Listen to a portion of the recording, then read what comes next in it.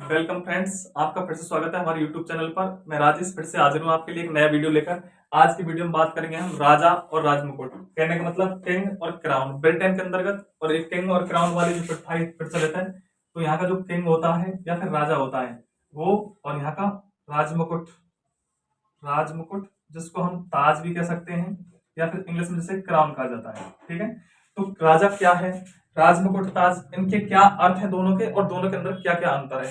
ये क्वेश्चन आपको 5 नंबर की दृष्टि से करवाया जा रहा है। शॉर्ट टाइप क्वेश्चन आते हैं, आपसे सीधा पूछ लेगा कि राजा और राजमुकुट में क्या अंतर है। 2 अंतर लिखिए या फिर और ज्यादा, मैं आपको 5 अंतर लेके आया हूँ। शॉर्ट टाइप क्वेश्चन है। अगले वीडियो में हम राजमुकुट की जो शक्ति होंगी उनके बारे में बात करेंगे।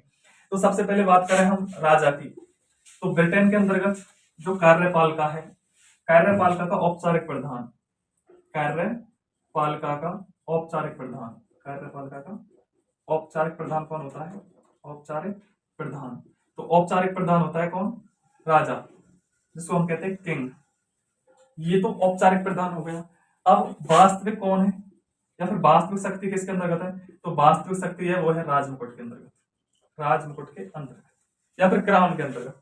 कहने का मतलब यहाँ की जो कार्यपालिका होगी, कार्यपालिका 2 प्रकार की होती है। वो हम न्यायपालिका कार्यपालिका वाला टॉपिक पढ़ेंगे तो उसके अंदर और बता दूंगा। एक कार्यपालिका स्थायी होती है, एक अस्थायी होती है। तो यहाँ की जो अस्थायी कार्यपालिका है उसका कौन है? प्रधान, राजा या किंग है ना। ठीक है, और वास्तविक है उसका कौन है? राजमुकुट। कहने का मतलब यहाँ के जो राजा है उसकी तुलना आप भारत के राष्ट्रपति से कर सकते हो। हमारी भी कार्यपालिका का औपचारिक प्रधान है वो कौन होता है? राष्ट्रपति। जबकि असली जो शक्तियां हैं या फिर हम वास्तविक शक्ति की बात करें तो वो मंत्रिमंडल या फिर प्रधानमंत्री, इन दोनों के अंतर्गत आती है। वैसे भी राजमुकुट की बात करें तो राजमुकुट एक व्यक्ति विशेष नहीं होकर राजमुकुट एक संस्था है। इसके अंतर्गत यहाँ की जो मंत्रिमंडल है, मंत्रिमंडल, ठीक है, यहाँ का जो राजा है और संसद है ना, ब्रिटेन की जो संसद है, इन सब से मिलकर किसका निर्माण हुआ है? राजमुकुट का। तो पहली बात तो अंतर देख लीजिए दोनों का। यहाँ का जो राजा होगा, ब्रिटेन का राजा, केवल और केवल औपचारिक प्रधान होगा। ठीक है, वास्तविक प्रधान या वास्तविक शक्ति किसके अंतर्गत है?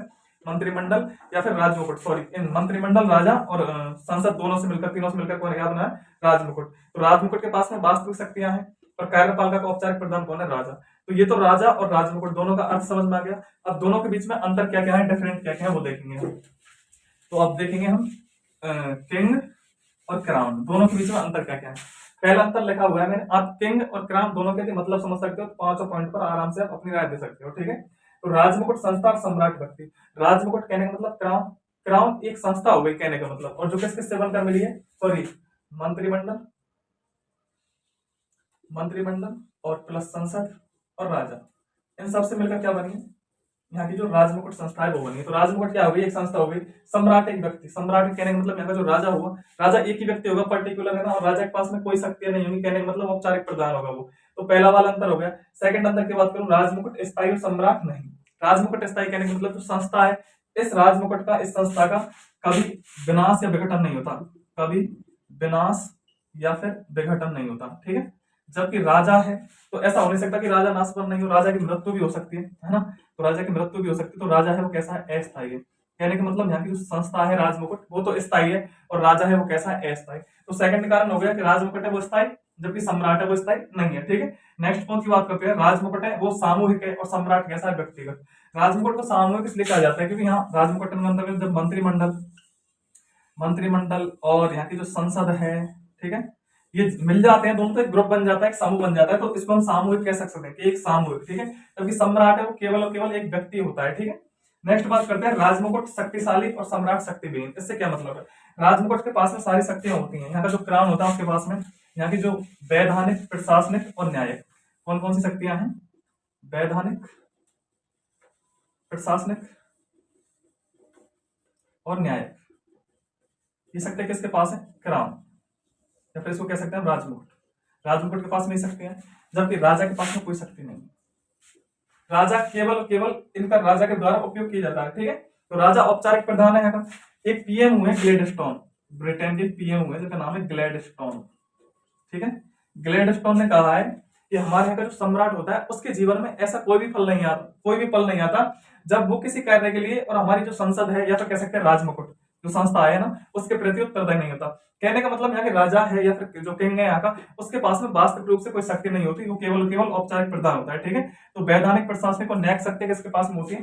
राजमुकुट, जो कि शक्तिशाली इसके पास में होती है। तो राजमुकुट शक्तिशाली होगा, सम्राट कैसे होगा? शक्तिहीन।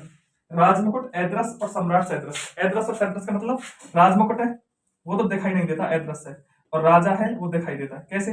राजमुकुट एक तरीके से कह सकते हैं हम जनता द्वारा चुने हुए जो प्रतिनिधि होते हैं या फिर जो मंत्रिमंडल होता है, मंत्रिमंडल हो गया और यहाँ की जो संसद हो गई है ना, इनके सदस्यों द्वारा किसका निर्माण होता है? राजमुकुट का निर्माण होता है। तो पर्टिकुलर एक आदमी को, एक चीज को ये नहीं कह सकते कि ये राजमुकुट है, ये पूरी संस्था है जो सामूहिक रूप से बनी हुई है। तो कहने का मतलब राजमुकुट कैसा हो गया?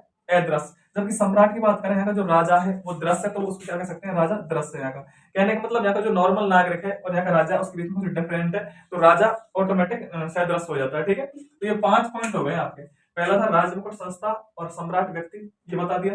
राजमुकुट स्थायी और सम्राट नहीं, राजमुकुट स्थायी नहीं, तो राजमुकुट स्थायी है और सम्राट है वो नहीं है। कहने का मतलब राजमुकुट एक संस्था है जिसका विनाश नहीं होता कभी भी और ना ही विघटन होता है, जबकि सम्राट खत्म भी हो सकते हैं, उसकी मृत्यु भी हो सकती है। ठीक है, तो सम्राट एक के बाद दूसरा आ जाता है, तो सम्राट है वो स्थायी नहीं है।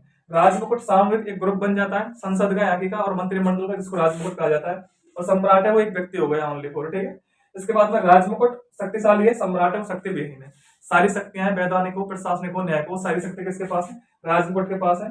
सम्राट के पास में कोई शक्ति नहीं है, केवल केवल वो औपचारिक प्रधान है कार्यपालिका का। ठीक है, नेक्स्ट बात करते हैं राजमुकुट एद्रस और सम्राट है वो सैद्रस। राजमुकुट एक संस्था है जो कई प्रकार के लोगों से, मंत्रिमंडल से उनसे बनकर मिली होती है, तो उसको हम ये पर्टिकुलर कह नहीं सकते, देख नहीं सकते कि ये राजमुकुट है।